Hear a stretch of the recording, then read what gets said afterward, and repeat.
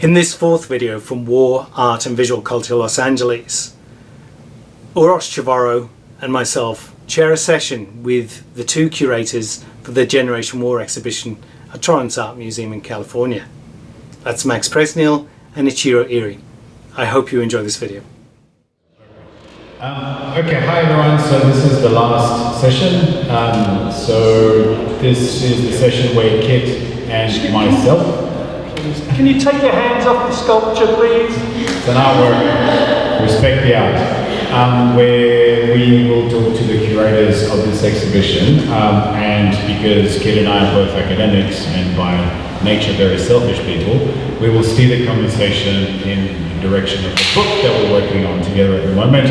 Joking aside, which coincidentally is very much on topic with what this exhibition is about. So the book that we're working on at the moment is about contemporary art that deals with war, and it is kind of, its departure point is precisely this idea of one generation after 9/11. So we were very, very interested and very happy to hear that there is an exhibition that deals precisely with this question.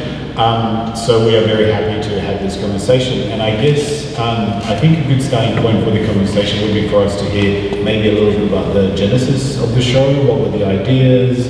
How did you get there? Did anything change? Were there any challenges, considerations, etc., etc.? So please, Max. Thank you.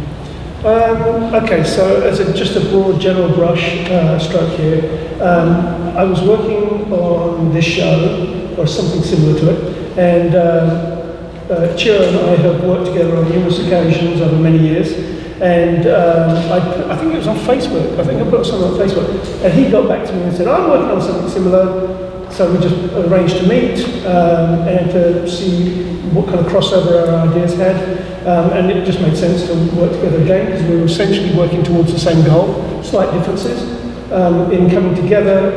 Of course, that altered and adapted both of our original ideas somewhat, but we were still really kind of talking about that younger generation experience of war. I think through some of the process of looking at the artists that we both had lists for, we made some decisions about keeping it more contemporary rather than historical in most cases. We opened it up, we made a conscious decision to make it international and not just keep it to an American experience, although the idea of the home front was specifically about the American home front, but we felt that the artists that we selected from other countries actually spoke to that. And so that opened it up, and we started looking at, I guess, in a much wider context through the discussions we were having. These things take quite a long time. We've been doing it, I don't know how long we've been doing this for this particular show, but it's been a while. I mean, we've been working on it when we can, of course, because we both have other projects. I guess the main things that came through to me, and I'll pass it on to Ichiro, and I'll disagree with everything I've just said, which is how we did everything.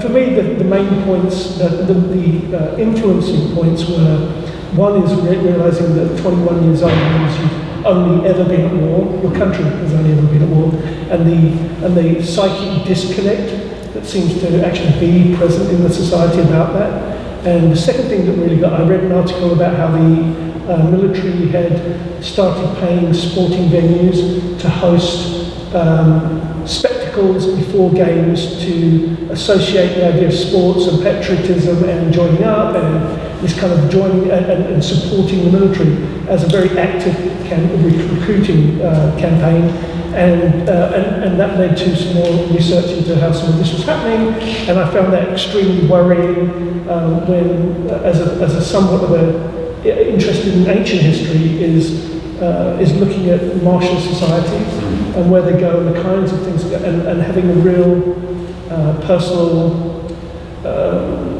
concern about any kind of militaristic society.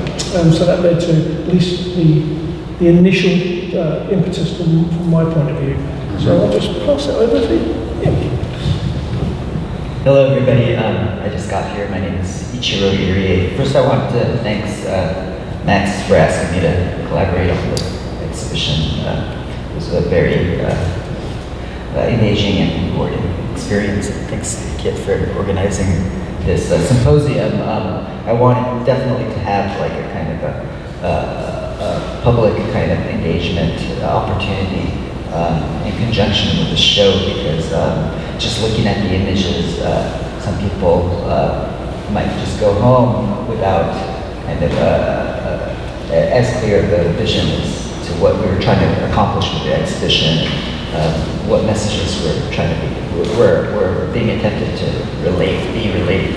But anyways, yeah, a lot of the parameters, war is such a big topic that, you could go as far as war-related art, you could go back to the classics, and, we were even talking about like having a Goya in the show, You're that rich? Yeah. Actually, the only reason we didn't take the Goya is because we'd already shown the disaster. Yeah, we'd already shown some facilities.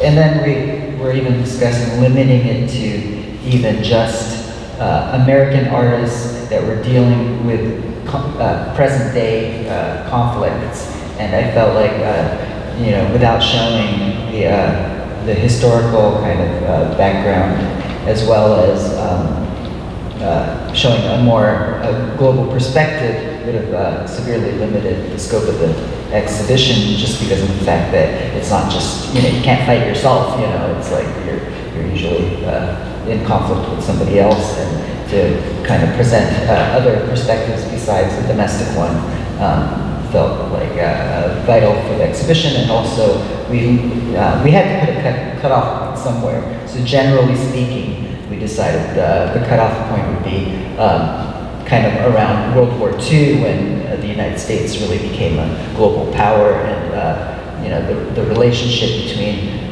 the America's influence on the global stage is much more pronounced and prevalent after World War II, regardless of whether it's Vietnam or Korea or the conflicts going on in the Middle East.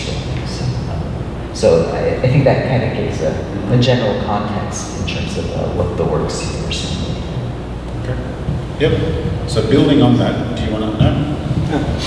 So building on that, we had a couple of questions regarding the sort of historical cutoff points that you mentioned, but also this very idea of like a generation. I mean, there's a lot that's said about generational memory, how generational memory is sort of transferred from one to the other, but I was struck by your departure point being that there would be people who are of a certain age who've all their life been at war, been told that they're kind of at war.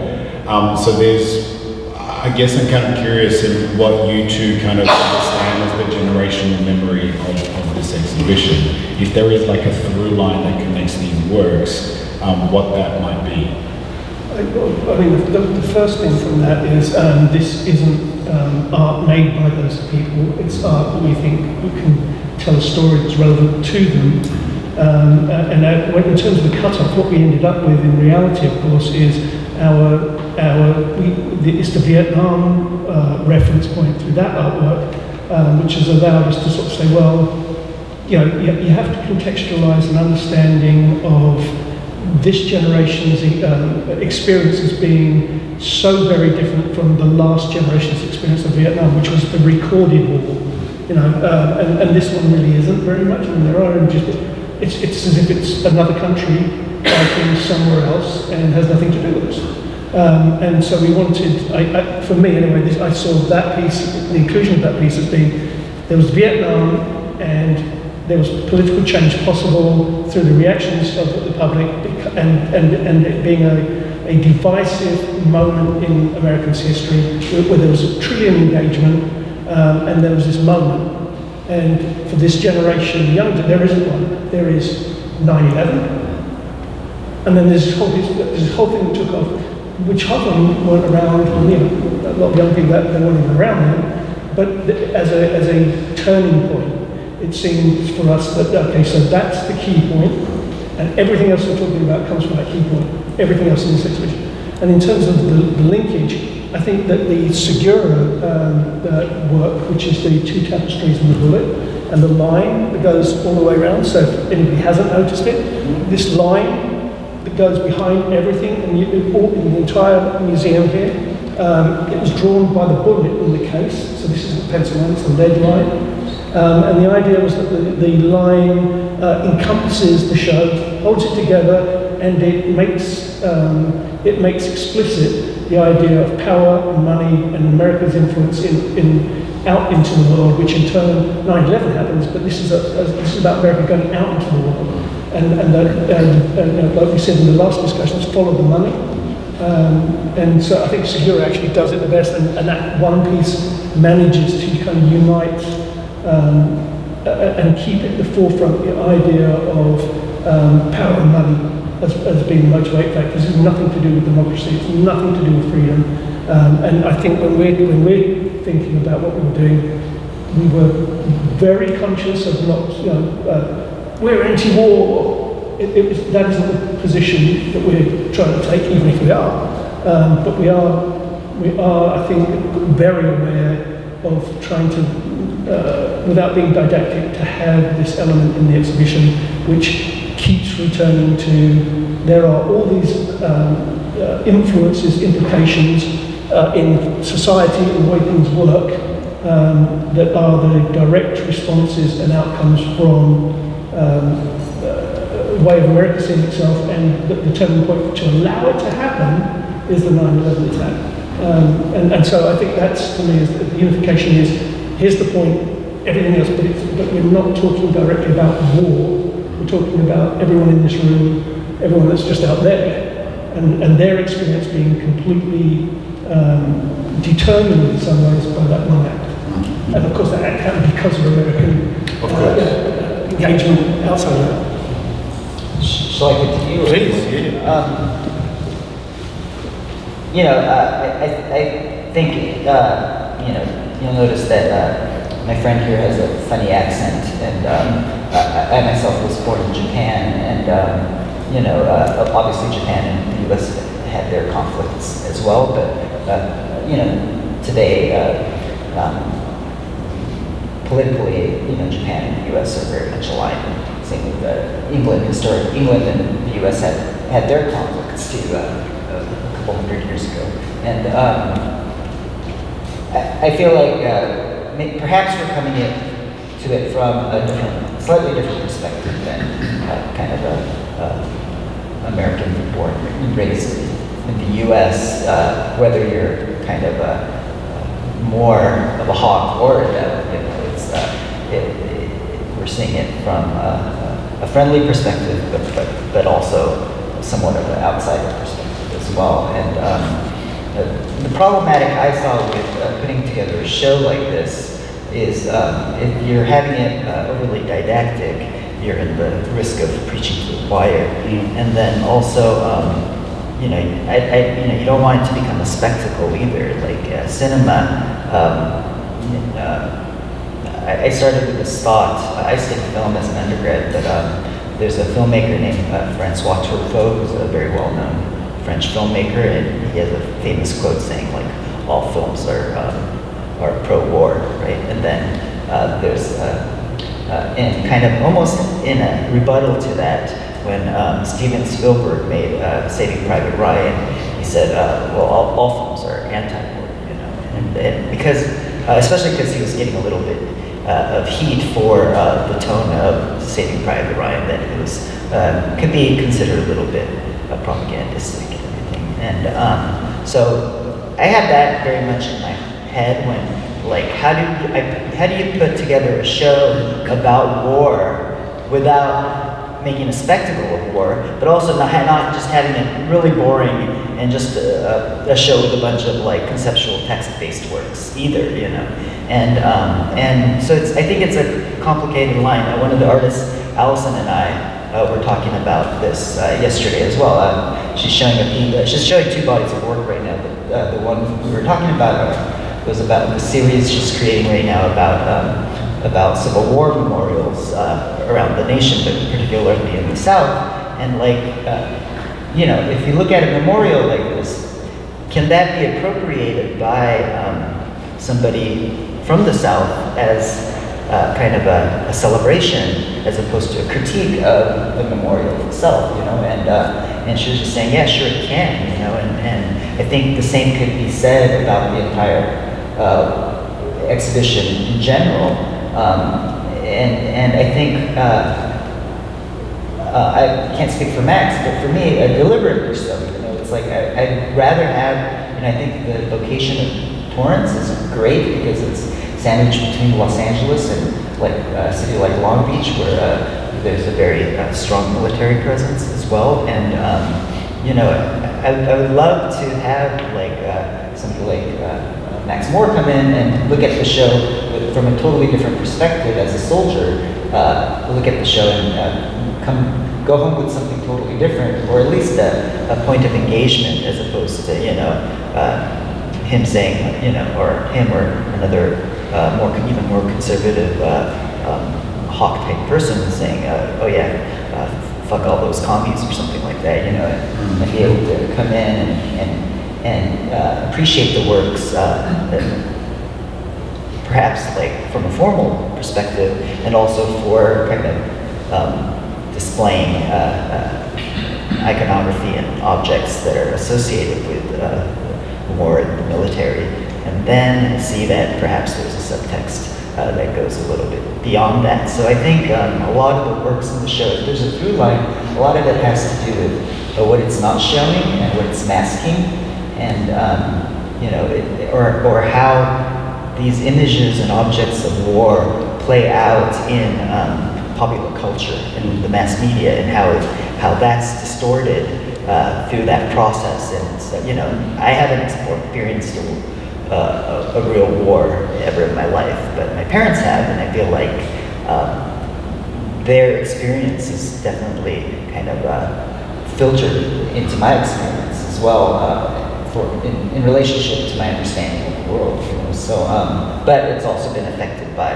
movies and you know, everything from Pearl Harbor to Deer Hunter or Apocalypse Now and everything. So whenever I think war, you know, it's like the first thing that pops into my head is like Martin Sheen and Marlon Brando or something like that, you know. So I think it's multi-level, but I think that's what, for me, the show's about.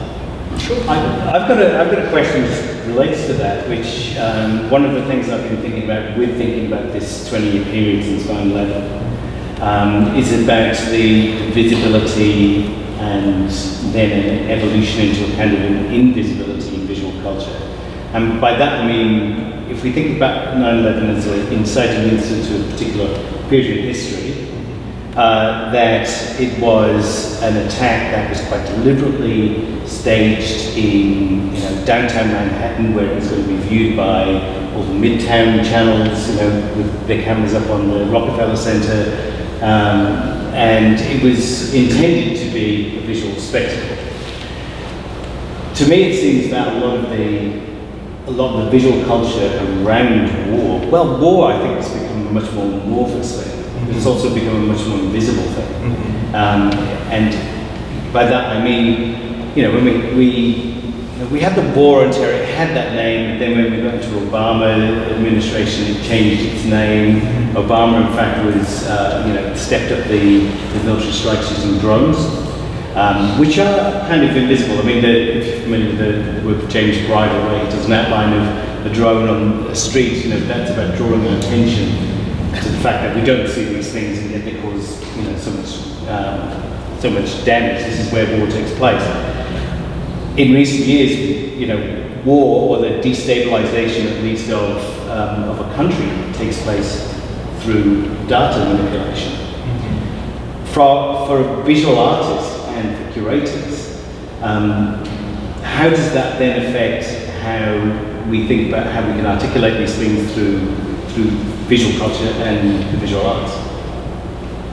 Well, I think an interesting thing straight away is that you just mentioned an artwork that we were considering right up to the end. Yeah. And it was logistical problems in doing it because of the scale in here. It's just too big. Yeah. And that's the second time an artist has been mentioned who was on our list. We were trying to get hold of Melanie Friend. But I guess you know, we can only, our job isn't to make art. As curators, our job is to respond to what's there. And so you know, you spend the time and effort putting together lists and searching where you can to find things, and then that decision-making process along the line, partly because nuances in the direction, and partly pragmatic. You know, we are limited to what we can do. Because it would, we could, if we had a space the size of LACMA, I think we could have filled it. And if we had their budget, yeah, we definitely could have. But I'm not sure. I'm not sure where. I mean, we did. The limitations of everything. You know, we work within, and the show comes out of that, not out of. I suppose my question is less going, you actually should have somehow included data wars in some respects, and more that, you know, to what extent you aware where you were in that process, that was a visual kind of. Well, yeah, again, you look at those things and you say, well, how does, because something's really good and it got excluded because you have to take the show as a whole, as an idea, what's bouncing off how, and we want it to be divergent. And we want it to be, at some ways, obtuse angles from each other. We want to see these going off in various directions. But some of that is going to be, okay, visually, well, how is it working visually? How does it deal with what artists are making here now? And that is is a response not to warfare directly, but to a social situation which is the realities on the ground from it. So we're not looking at the wall, we're looking at what happens over here. And I think those kind of, that in some ways that was the hardest thing, because it's very easy to get dragged straight to where are the bombers, and there's this thing with bombs on it, and we can do this, and you know, some of that had to be excluded from our thinking. Actually, I got one just following up. Sorry, Jill, what are you going to do? I mean, I think part of, I don't know if it was part of what you said, but maybe not the question you asked. You know, it's just in relationship to Obama. You know, personally, I think my personal critique is perhaps more directed towards the left than the right. You know, it's like the right, especially like more neoconservative wing of the right. You know, it's like, you know what they are. You know, it's like they have no qualms about saying you know, that we should go and invade Venezuela right now. You know, without any kind of problem. You know, but I think what you're saying in relationship to Obama is like, you know, the deafening silence of the left of any actions that Obama takes. You know. Is I find a lot more troublesome than what you know, in some ways more than what's happening right now. You know? But how does that manifest into an artwork? You know, there are some works that we were actually looking at, and outside of the content of the work. I think, I don't want to mention any names, but it's like, we decided that the work wasn't that good. So, yeah, it just formally wasn't to our standards and everything like that. But yeah, I think in terms of that kind of masking, I think there are, you know, I don't think we're dealing, you know, the whole aesthetic of visualization of the war becomes an aesthetic in and of itself, right? You know, I was thinking about piece, and some of the work was like a lot older, like from 20 years ago or something like that I was thinking about, and I wanted to have works that represented what artists were doing a little bit more in the past 10 years or something like that. But yeah, there's one artist that was dealing with the death statistics in the Iraq War. You know, like a number of U.S. civilians and U.S. soldiers and Iraqi civilians and soldiers that died. And they're just like staggering numbers, and it was just kind of very powerful piece experientially. Like formally, it was a little bit, perhaps a little underdeveloped or something like that. But it's like, and then Enrique Jezik is making totally different works now, but he made works kind of based on kind of the cameras that are attached to smart bombs and everything, or on aircraft carriers from smart bombs. And I was thinking about that, and there were a couple, including Joaquín, who's in the show right now. There were a few Mexican artists that I was thinking about personally, but I think the main reason I think it was more important for Joaquín to be in the show this time is because he's currently making works dealing with those themes right now, and his work is about data as well. It's about CIA and Secret Service memos and stuff like that, and all the data's like erased, and then becomes its own aesthetic, right? So kind of the aesthetic of erasure of history and of memory and of secrets that the government doesn't want the world to know about. Becomes this tapestry, and it wasn't intentional on his part, but it's a rug, right? So it's like, for me, it's kind of the whole idea of shoving things that you don't want to see under the rug. And it references in like prayer mats, that kind of thing. Also Jenny Holt's art. Sure. Just following on from that, sorry. So what I think the show does really well for me is problematize two things that both of you mentioned. One is this idea of 9/11 as a benchmark for understanding and contemplation of war, because 9/11, of course, as we know, is a very sort of US-centric kind of view of the last 20 history, which is one of the things that we are really interested in. And having taught about art and war across a cultural context, I always tell the story to kids. I'm very, very painfully aware of how it's easy to assume things. So I teach a course that talks about contemporary art, and one of the weeks is about art and war, and I always say 9/11 departure point. Let's start there. That's a good way to look at it. Except that when I did it in Bosnia, they were like, why 9/11? What's the big deal? And I said it was a momentous event. They're like, no, it wasn't. It was just their event. Like, our lives kind of went on. So there's that. The second thing that the show does really well for me is that it sort of flips the understanding and this idea of visualization of war, that it's not just sort of bombs and guns and macho, kind of gung-ho stuff, and sort of speaks to a range of different experiences of war that can include humor, boredom, slowness, rather than this kind of speed discipline, which we've heard a little bit about today. Which brings me to my question, which is, we've heard today, and there's often a mention of this term called war art, and I always have a great deal of, not suspicion towards it, but I'm not quite sure what that term means. Like, is that an aesthetic? Is that a style of looking? Like, so I was just curious, in you two as curators and as people kind of working in the field, how do you do you have a position on this idea of war art?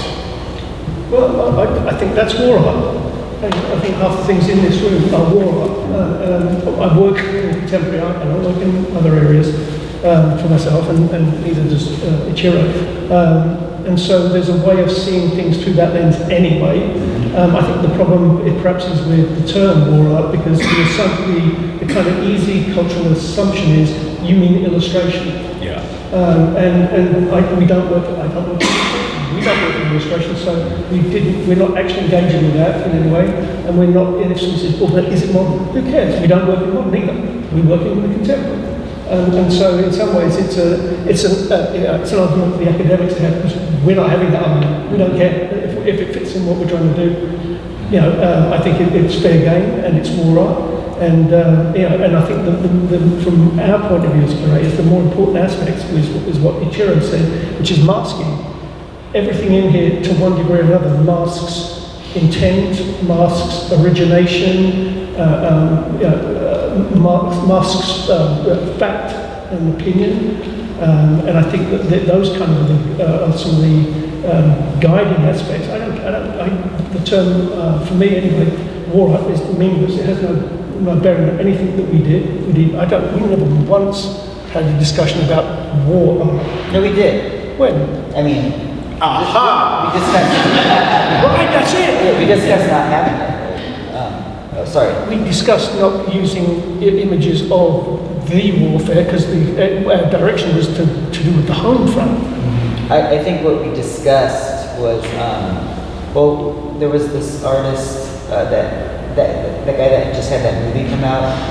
Oh yeah. And you know, his work is really obsessive and interesting, right? I don't think he even started as an artist, right? Yeah. Like he had some family tragedy, and as a way of kind of like healing, he started making this whole community of dolls and props and everything that represented this village and that was centered around kind of the military and World War II. And even though he wasn't personally making like a pro-war or anti-war statement, the spirit in which he made it was that these soldiers would protect against harm because his family was harmed in real life, right?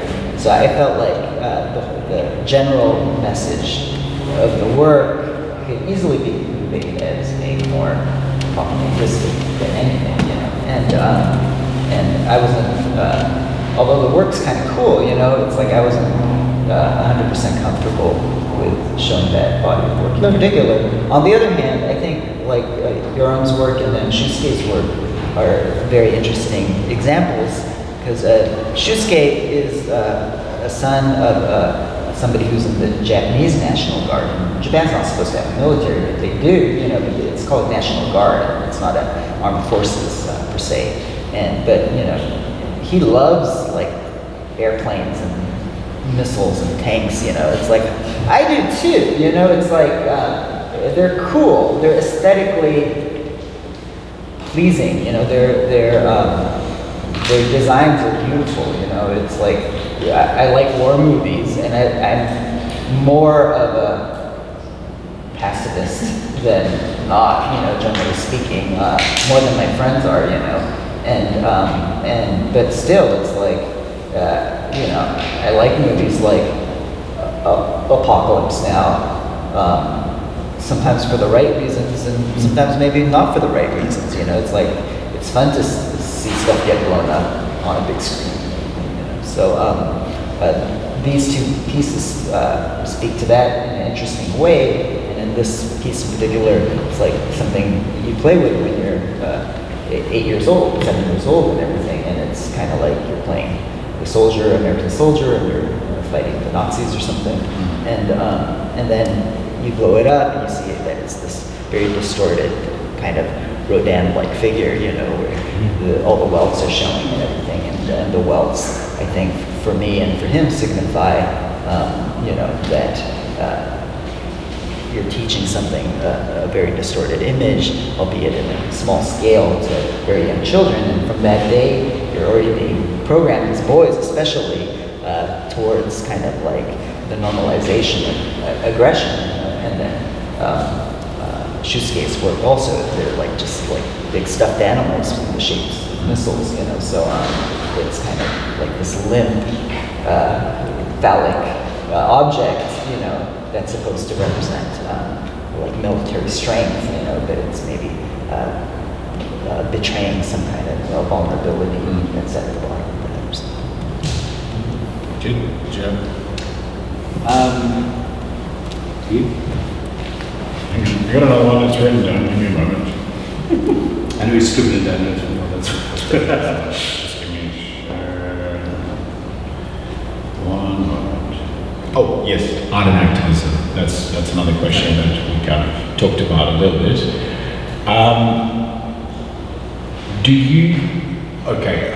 Was that one of the considerations that went into your mind when kind of selecting the works? If so, or maybe it kind of didn't, and perhaps if you can just speak as curators on how you view this relationship between art and activists, sort of political goals in the context of this exhibition. Okay, because we're going to probably maybe have different views on this. First of all, it's not a show about activism, and so we weren't looking at activists to be to show activist art. So any kind of concerns that I personally have about the quality of much activist art in the same way as I have a problem with the quality of most abstract painting. You know, the argument for curators, I think, at the moment is how to counter the narrative that if it's politically right on it and you agree with it, then somehow there is more force behind the need to exhibit it. As a curator, institutional curator, I disagree entirely. It has to work. Our job is to reflect art and artists and their work. Our job isn't to necessarily be a space for activism. If the two happen to go together, I'm all for it. But I'm not going to. I'm not willing to sacrifice the kind of the quality of the shows I expect, but on the kind of the intellectual and conceptual positions that we might be thinking about, just because I agree with some of his politics or not. And so I'm quite adamant about looking for the art first, and you know, and if the act, and remember, we in some sense this is all activist art in here. It's just not didactic, singular, and rather shallow activist art. And it wasn't chosen because it was activist art. It was chosen because it talks about the theme which we wanted to speak about, which is this whole society is at war constantly, and it's hidden from us and masked and muted and shoved over there, or you know, talk to a 20-year-old, 18-year-old. You know, then what war? They're going to go out with their friends. They're going to watch the same TV programs, and it happens over there. A place that they couldn't spot on the map. So you know, I think that the fact that it's so distanced from them culturally is partly why it continues and can continue, because all we have to do is now, thanks for your service. You have to say, I'm a patriot. You know, USA, USA, USA. It's easy for me to say that as an immigrant. But what I hear is nationalism, and the country spends large amounts of its time manipulating its people to unthinking nationalism. And I hope that shows like this it's never going to be an antidote for it, but at least it is a small roadblock in that way of thinking. And you know, from my personal approach when we were working together was to be very aware that of how we are engaging with aspects of activism, and without getting carried away. Well, what we need is 20 people in here with banners. Which you guys, I mean, as curators, we get sent shit all the time, and you'd be surprised at how much of it is just really, really bad suggestions. Well, yeah, but look, the politics are all right. Yeah, it's going to do this right one thing for this group. Sure, but we're an art museum. This is a sociology museum. If you can do that in a manner which engages artistically, and you can do it in a manner which is open-ended enough to engage the minds of people rather than just telling them, then we can talk. And I think from my point of view, that's something, because we get pressured constantly to be more supportive of every interest group, right or left, constantly. That from my point of view, I'm always hyper-aware of that pressure, because it comes from municipal government, it comes from the artists, it comes from groups that say you should do a show only with us. Sure, but no, I'm not going to do that. That's not our job. So anyway, so from my point of view, it is activist, but it's not activist in the way that we normally mean when we're talking about activist art.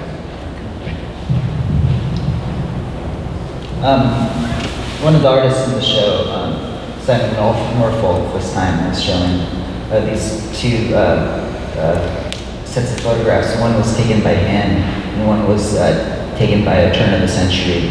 Not the century, but the last one, photographer who was the first photographer to ever go into Afghanistan, and he's drawing kind of parallels between, for example, the set of photographs, U.S. trained Afghanistan soldiers now, and then Afghan soldiers around the early 1900s, and but usually he takes these gorgeous photographs of conflict zones, you know, and he's an activist, right? He's very much an activist. He's a journalist, and his main thing although he travels the world, he has a home in Afghanistan, and his work is very much kind of trying to draw attention to the fact that, according to him, we're in this completely meaningless, useless war that's causing a lot of death and suffering and destruction in the region, and us being there isn't making anything better, you know, and us leaving won't make anything better either, you know. But what he says is that, you know, these are much more documentary-like, but he says, he talks about the beauty in his work, and he says like the beauty is kind of the lure, and to get my point across, you know. And he says, you know, if I could get my point across without the beauty, I would get rid of the beauty in 2 seconds, you know. And I don't quite agree with that, like being an artist and stuff, but I think all artists have like a point to make, even if it's like completely abstract. I made a joke about a painting that Max posted recently, and he's an abstract painter, you know, so it's like, as well as being a fine curator, gallery museum director, but you know, it's like when you look at it, you just see an abstract painting, you know, but the work is really about kind of the social climate of the time and everything. And if you really read the signifiers and stuff, you might be like, oh yeah, one side's dark and one side's light, and it's like this creepy thing creeping in on the happy place or something like that, you know. I don't know, but it's like I think all artists have that in their work, you know, have some kind of concept that runs through their work, and whether that's going to change the world or not is secondary most of the time, I think. And in my work, certainly that's the case. But as far as this, you know, you mentioned 9/11, but you know, I'm really, you know, what I'm mad about is like is W, you know, it's like the Operation Iraqi Freedom is like, for me, like during my lifetime, the greatest political foible in that the American has like bestowed upon another group of people, you know. So it's like, for me, that's like the point of reference around everything, you know,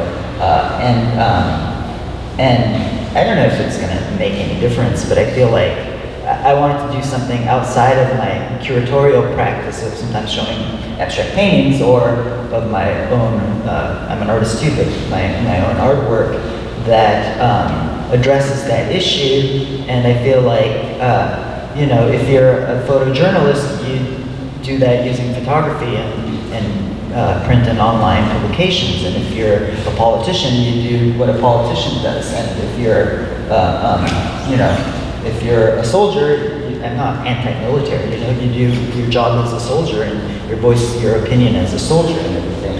And I feel like the most powerful platform that I have as who I am is more powerful than making perhaps work about conflict or something like that. It was to put a show together about issues that are very much on my mind recently. So I feel like this show is a manifestation of that. If it's like, you know, I think of war art, and I think of like, you know, Hamburger Hill and like sculptures of people like fighting battles, and I think of anti-war art. I think of like Suko or like Leon Golu or something like that. And I like their work a lot too, you know, but maybe that wasn't what we wanted. So would you have included, I don't know, maybe you did, but if you had the opportunity to include W's portraits of soldiers, would they have gone in?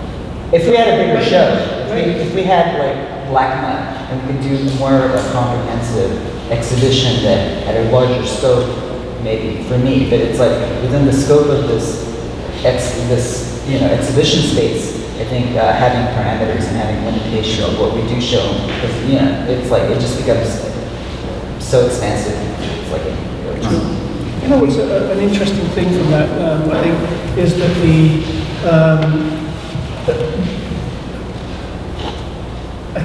that I think because this partly goes to what we were saying earlier about what does it change anything? And following from what he just said, I think it is the point for any artist is you work in the ways that you can. If you're a photographer, you take photographs. If you're a painter, you paint paintings. And instead of making, and I'm quite happy about going on marches and being activist over there, but what I can do as an artist is make abstract paintings, and I can make them that reference the idea of rebellion or resistance, whatever it might be. And if I was a photographer, I could take photographs. And I think it's too easy to sort of denigrate it culturally that, it didn't stop that happening. It doesn't have to. It's small acts of single resistance through those things. And I think one would hope optimistically perhaps that enough of those make a difference. But I said earlier that I was not optimistic about the power of art often to change it, but I kind of think in an existential way, it doesn't matter whether you affect something, you should do it because it's right to do it.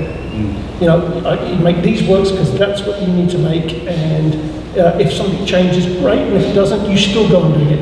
And you make decisions based on what you should be doing, not on whether it can only succeed.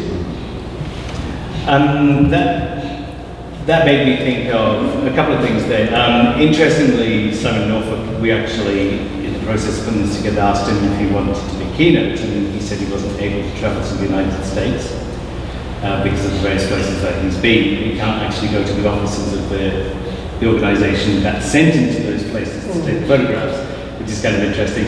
But he did talk at the London conference, and he talked about the aesthetics as being a kind of a way of seducing people into engaging with the images in the first place. And of course, then you get someone like Julian Sabras who would attack that position and say this is aestheticising violence, which I think is a massively oversimplified idea, because it is the idea that if something deals in the aesthetic realm, that it's somehow not dealing in the political realm. And I think that massively misunderstands aesthetics. So the question that I had, which I suppose it would be mostly directed at you, Max, but also to you. I know Max's work. I'm very familiar with Max's work, and there was a shift that happened in your work, which was really around about the time of Trump, and this was from figuration, which had predominated for many years, to then using abstraction, or what you could say are abstraction. Can you talk about, because we've had this conversation before, and I think it's a really fascinating thing, the politicality that is, imbued within those seemingly abstract marks that you make on your canvas? Okay, really super briefly, because it's about this show. Yeah, I know. But I think my ego wants to go there. No, I think it's relevant, because I think that you're obviously bringing a particular kind of sensibility that's, throughout your work that.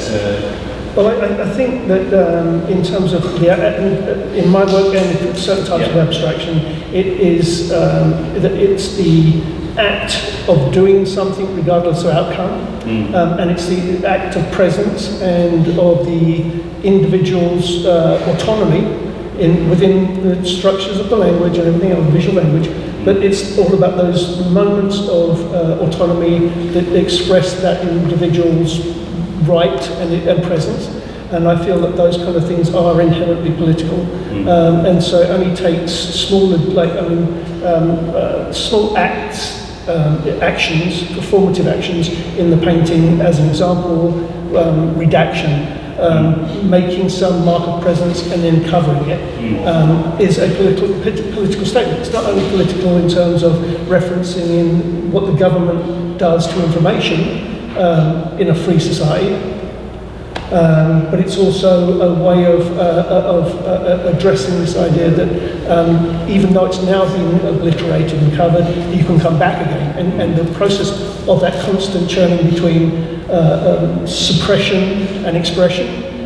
So my paintings deal with that. So there's a lot of mark-making abstract painters. And so, in a real sense, the performative actions of creating the work are a process of activism, of liberation, of restating the rights of the individual, all those kind of aspects to it, I think are inherent in the work. Is that a feature of your work? Yeah. Asking a close question. Okay, in what ways is that a feature of your work? I'd like to address that question in a different way in relationship to Simon Norfolk, what you said about Simon Norfolk's work. I think in my 20s, like one of my favorite films was a movie called Battle of Algiers. Has anybody seen this movie? You know, it's aesthetically beautiful. You know, it's a gorgeous film, but it's like it doesn't have any like, you know, typical Hollywood like dramatic music or anything. I don't think there's any like music that isn't actually part of the scene. It's a black and white movie. It was banned in France because it's very much a critique of the French government, and it was made by an Italian filmmaker named Pontecorvo. But it's totally a movie that's filmed from the perspective of like Algerian terrorists, basically, right? So, you know, up until then, and still, right, whenever you think terrorists, like, the immediate thought is like bad, evil, killing innocent people and everything, and you know, a lot of that is true, obviously, but it's like, at least during that moment while you're watching the movie, you know, you're completely watching the film through the protagonists, and in this case, the protagonists are these so-called terrorists and everything, and they're planting, you know, bombs in restaurants and airports and stuff like that, and killing quote unquote innocent people, you know, and at the end, you know, I don't want to give away the entire movie. The twist. Yeah, if you're thinking about going home and watching it now, but it's like,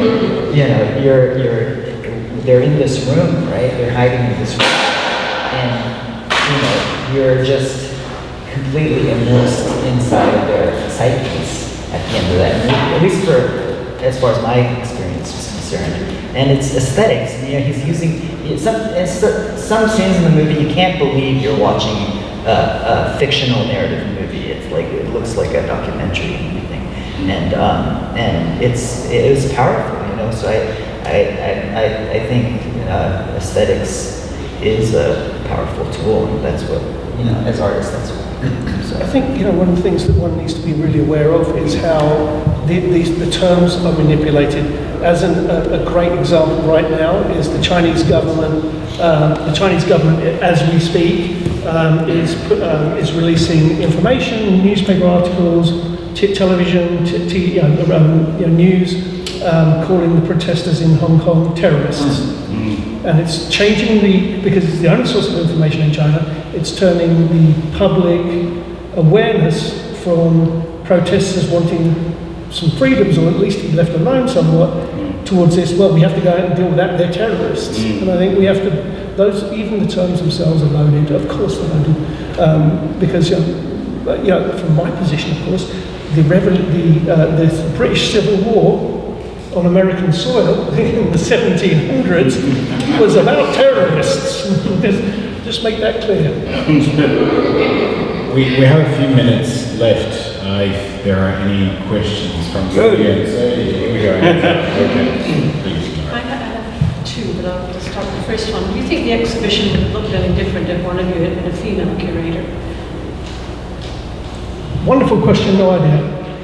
I have no clue. I presume that any subjectivity that we always bring to these things is going to be affected by the fact that he's Japanese and that I'm English, and all those things do go into it, so I would assume that to some degree it would.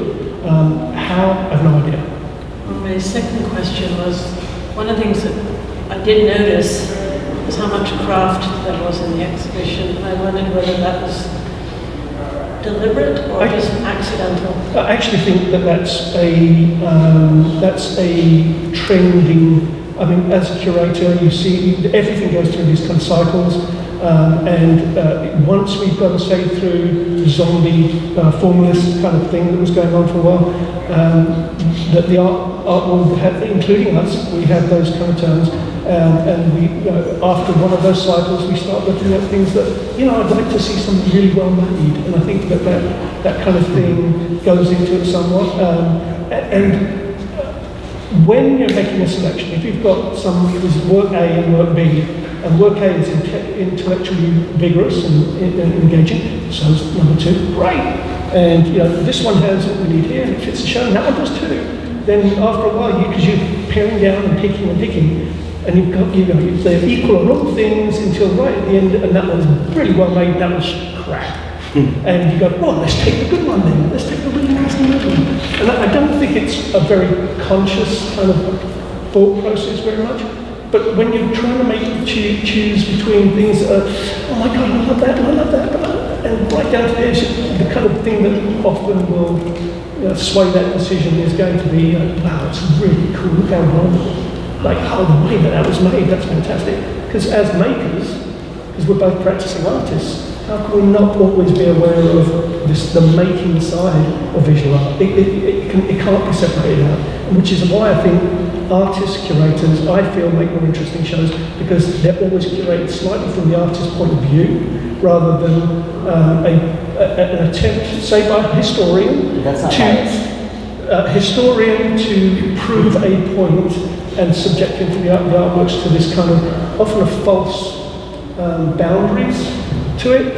And this is a gross generalisation, I recognise that, but it is also true that having worked with lots of art historians, curators, that their thinking about it is very different.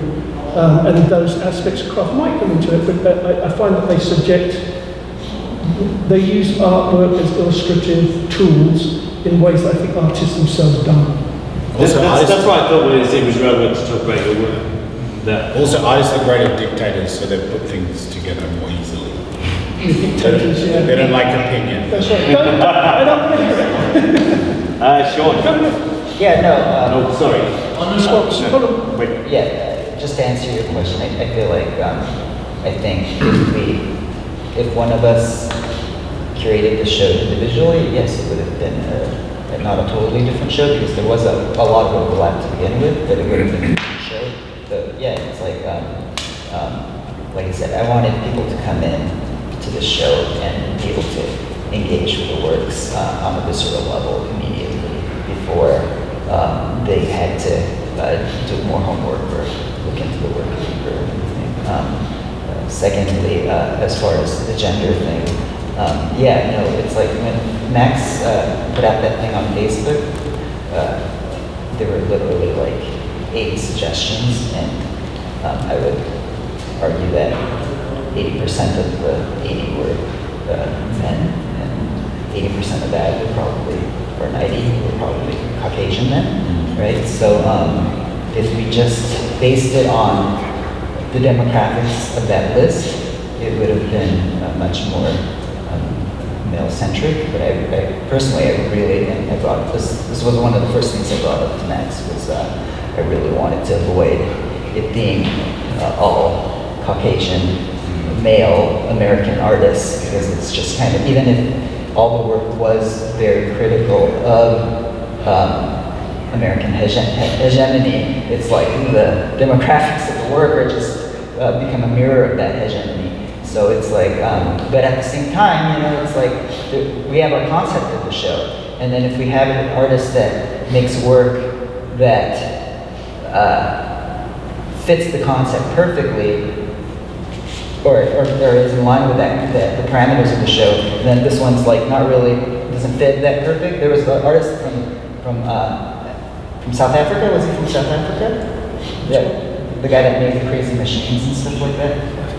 It was beautiful. It was like this really cool work that his country was torn apart by war, right, and his village, and he made these weird contraptions that were drawings that represented imaginary machines that would protect his village and everything, and they're beautiful, but it just didn't. It was just like had nothing to do with the show, so not nothing, but it didn't. So we decided not to invite him. Sure.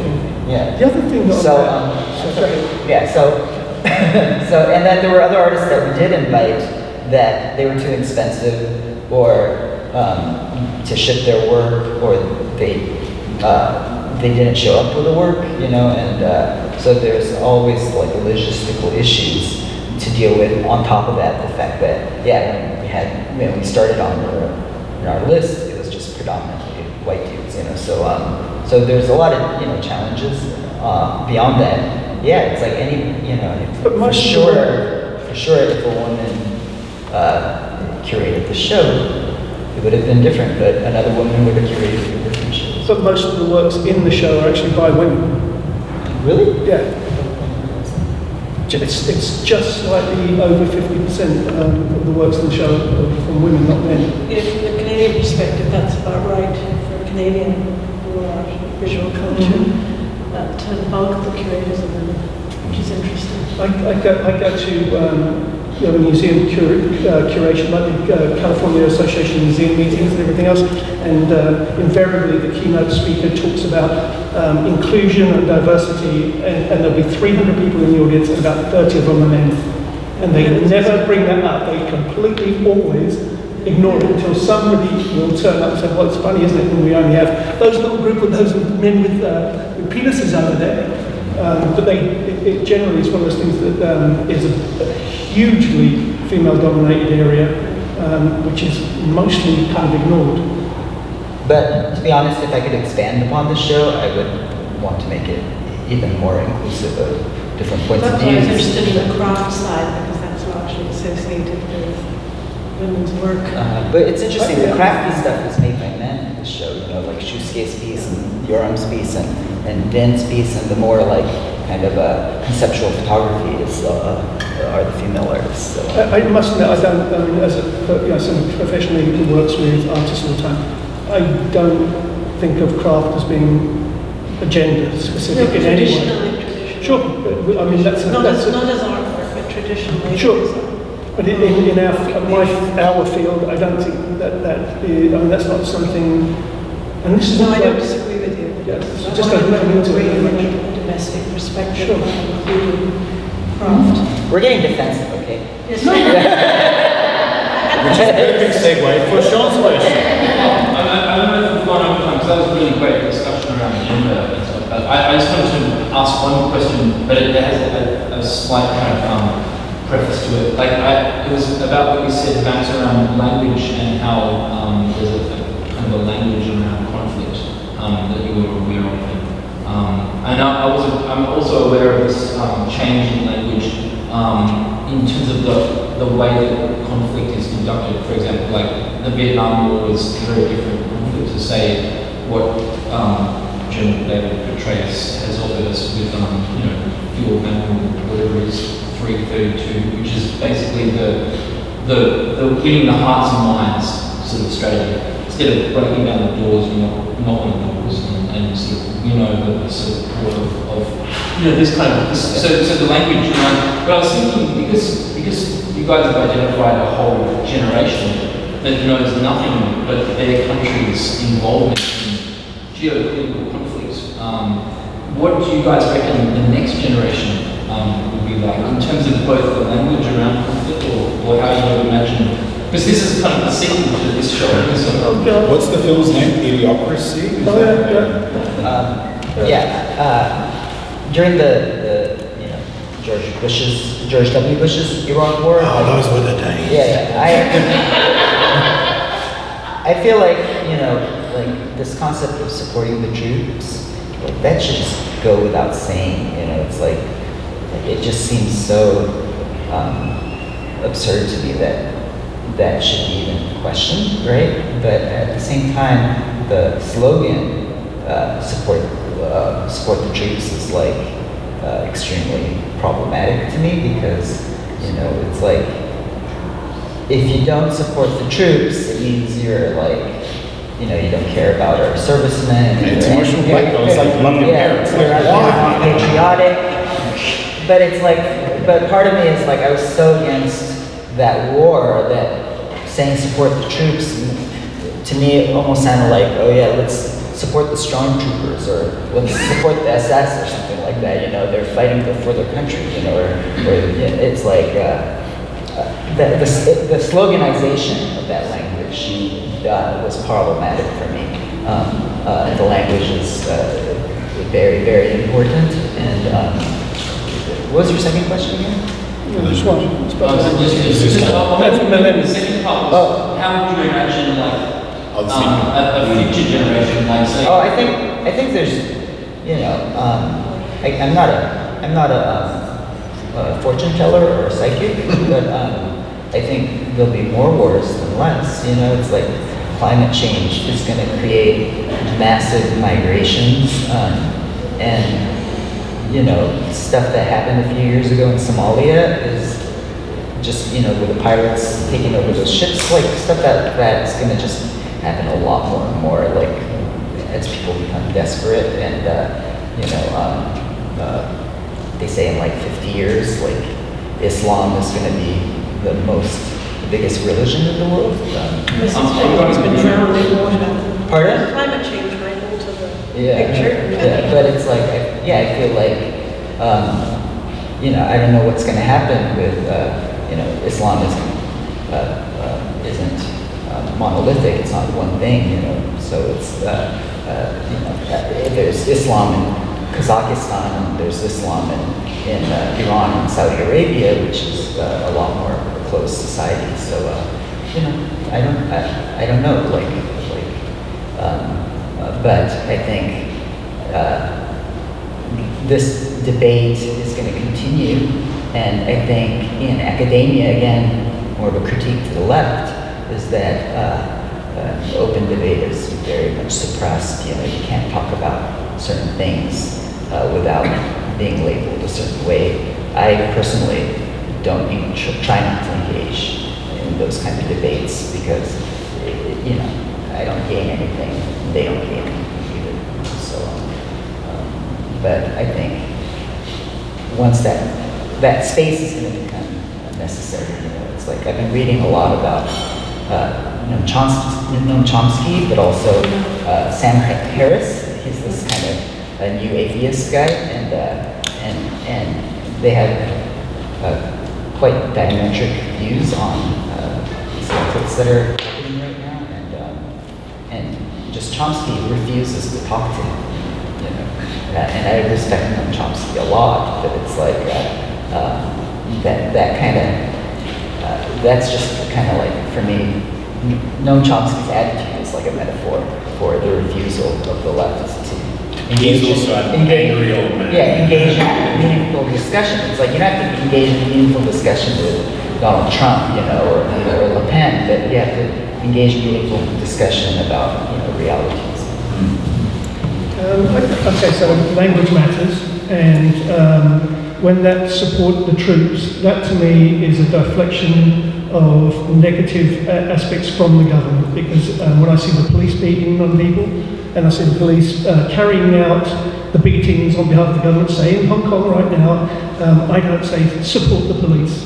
Wrong is wrong. Those kind of actions can be wrong, and you know, you know, the reinforcement of this, the social pressure to conform to this, like, you know, we have to support the troops. No, we don't. They're carrying out the actions in the same way as the SS carried out the actions of a government at times. The war, whether war is justified or not, is a different argument. But the use of that language to diffuse any kind of opposition to it is wrong as well. And I think you have to pay attention to that kind of use constantly. In terms of younger generations, no clue. I don't even get millennials, and I you know, get in some of these discussions. Well, because, you know, because somebody will be upset by clapping. Just, you know, I can't. It drives me nuts, and I'm too old to see that. And quite frankly, one of the joys of getting older is that I don't care. And so they can do whatever they're going to do. It's their world. They'll make it in their image, and they'll revolt or they won't. You know, that's the world is the young. It's for the young, essentially, and I'm okay with that. So yeah, I don't know, and I frankly don't really care. You're a dad, it's your job. Yeah, you worry about it. Yeah. I'll be sure for your next show. Do you have a prognosis? Sorry? Do you have a prognosis? Do I have a Prognosis. Yeah. A prognosis? Oh, I mean, no, not really. No, I was actually fishing for ideas from you guys. Maybe one idea that came through was that people were trying to work out if there's already been a purely autonomous fatality kill in like military hardware terms. Like, you know, like a drone is automated, but it can also carry out an entire process without human ethical intervention. Like that kind of stuff blows my mind. But it's terrifying. But we're not sure if it's happened yet. But it seems very likely that will happen in the future. And that's, you know, it's almost like that's a whole show. But I don't know. I'm talking without any research or and so you've got to turn up. I don't want to come to that but that's terrifying. And then also, how is the language going to be built around that kind of stuff? You know, like what's the feel of how you want to sound like when it's completely automated? You know, and it's what it's almost like I'm not sure, but I do know. I think what you're saying about the subject never being exhausted anytime soon. Probably pretty interesting, like that stuff. Yeah. Although, Max, you said something that was almost utopian before about the idea that the best show around the subject would be there to be no active. I don't know, what was a really beautiful statement that you mentioned before. Something that was like, there wasn't a war to be able to respond to in terms of art. I'm naturally an optimist and a utopian kind of thinker just by nature, but that doesn't stop. And I was being facetious about getting older and kind of not caring. I mean, the battle is constant. Yeah, I mean. I don't have an outright position because I see the political engagement of like really young people, and that gives me a great deal of optimism. And at the same time, there's this huge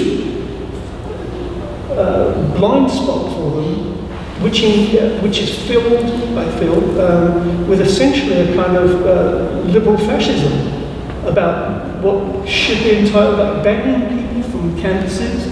And that's where you should be. There should never be a safe spot in terms of intellectual discussion. That's ridiculous. You're there to have those discussions.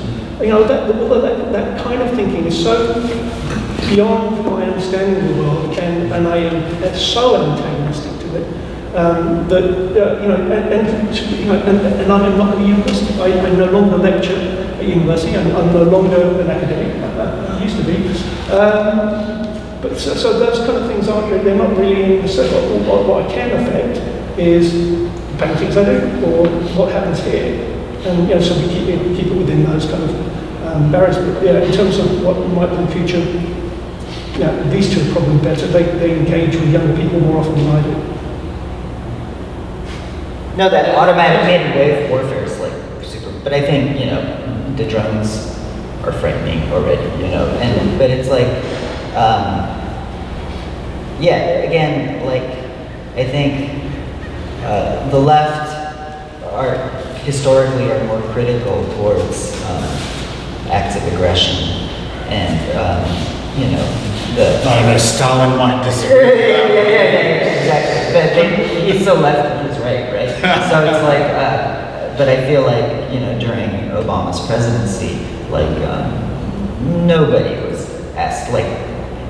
was asking him hard questions about his activities, either south of the border or in the Middle East, or in Guantanamo or anything. It's like maybe somebody in the audience raised their hand and asked, but he never gave like a really compelling analysis or answer and everything. So it's like, he got away scot-free, and really, into the left's defense, there's no advantage of grilling him too hard about those things because he's just gonna becomes another circular firing. No, or it's just, yeah, exactly. It's just like shooting yourself in the foot. So, like a really quick anecdote just so that I can finish up. So my partner's grandmother has a decades-old practice that every dog she has, like a village mud dog, has a name of an American president except Obama.